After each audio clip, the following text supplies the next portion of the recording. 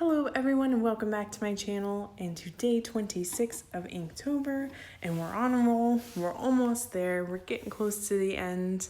Today I chose to use three colors. So I used an indigo color, which I don't think I've used yet at all for Inktober. Of course, the lovely red that I've been enjoying using, and of course the typical black for inking and everything. So I really had a lot of fun kind of creating this one and coming up with it in a way. Even though, funny enough, it's heavily inspired by some of last year's Inktober. I think if you really look back, if you decide you really want to look back, it's kind of like a combination of about 4 different pieces.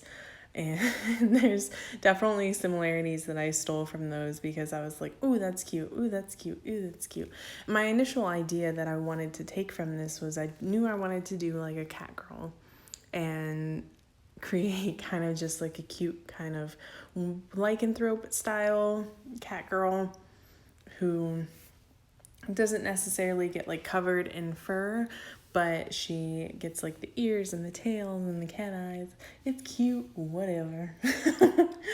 But had fun with it and just kind of let the sketch take its own way and do its own thing. And also in the sense of, as I was inking, I kind of let that do its own thing and saw where it all kind of went and drew together. I tried to also kind of draw from last year in the sense of adding a little bit more detail and kind of addition to the background where I did like the clouds and the stars, especially because with this one I knew I wanted to kind of add a full moon in, so it had that like full moon effect, or I thought process, was just like hinted in the background as to what it was. Now, when I did ink this, I used nothing but a single Pigma Micron, and this is a 01 size, and like I didn't really do too heavy lines. I thickened the lines where I wanted them to be thickened, but for the most part, I kind of just kept a real fine detail line going so that as I was inking, I could kind of figure it out from there and see how it went. And I really liked the way that this one turned out with doing that kind of line work. I thought about doing heavier, thicker line work to kind of create more of the like cartoony style of look, but I realized as I was going that I really wanted more of a soft and subtle line work kind of feel. And I definitely chose to give her tattoos today and have fun with that. I gave her a little like cat tattoo on her arm that's more so in the background. It says meow. Just because I was like, I wanted to put that somewhere. I thought about doing like a speech bubble where she said meow, but I decided that I wanted it to be like more subtle and like hinted at. And so I gave her just a couple of little cute tattoos that you can see, and kind of just had fun with it. I decided to, instead of doing the straight crimson red or carmine red, I chose to mix it with a little bit of black to kind of give more of a deep, dark red color.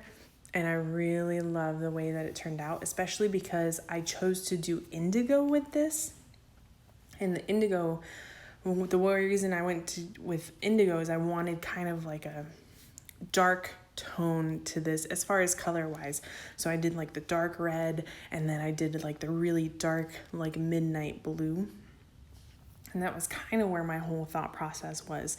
And of course, laying the first layer, it's a lighter blue, and I was like, oh no, we gotta go one more layer and really create that like deep blue effect. I do like the light blue, but because I had a vision in mind of doing like a really dark like midnight blue, I knew that I wanted to go with adding the second layer, and I think it really kind of made the rest of the red pop a bit more, which is what I kind of wanted.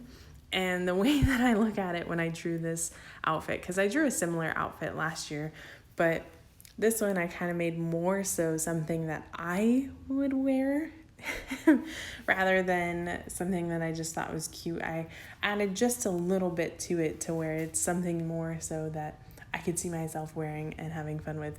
The only thing that, as funny as enough as it sounds, as I'm looking through and doing this voiceover, I realized that I kind of want to go back and add like a collar on her or like a choker because I think that would round out the outfit really well. And just the fact that like the whole style and vision of this piece in general. And I think it would be cute and fun. But I really wanted to kind of just have fun with this and see where it went and experiment. And the moon was super easy. If you guys are curious about that, I realize I should probably talk about that. All I did was I filled the circle with water and then took the pure pigment and ink and I dabbed it into the water to kind of create that effect. And then as the ink started to kind of bleed out, I moved it around a little bit to create more so the image that I want and then dabbed it up. And I did that a few times to kind of build the dimension of it and kind of build those spots that you see when you look at pictures of the moon and everything. And that was really the whole reason why I did about like 3 layers, but I did it the exact same way, where I would get it wet, lay some pure pigment into it, let it kind of bleed out, and then dab it up. And that's how you kind of build that effect. And it's really simple, but it just, takes a little practice and you kind of start figuring it out.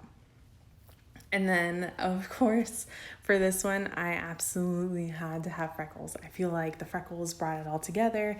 I liked the way that the face looked before, but as soon as I added the freckles, I was like, oh yeah, this is how I wanted it. I love freckles. I think they're the cutest thing. But I think all together she came out really well. I purposely added kind of like a sparkle, if not stars, to her dark blue outfit just to kind of round it out and bring it feeling a little more cohesive, but all the same. I hope you guys enjoyed this video. Thank you as always for watching. Take it easy, and I will see you in the next one.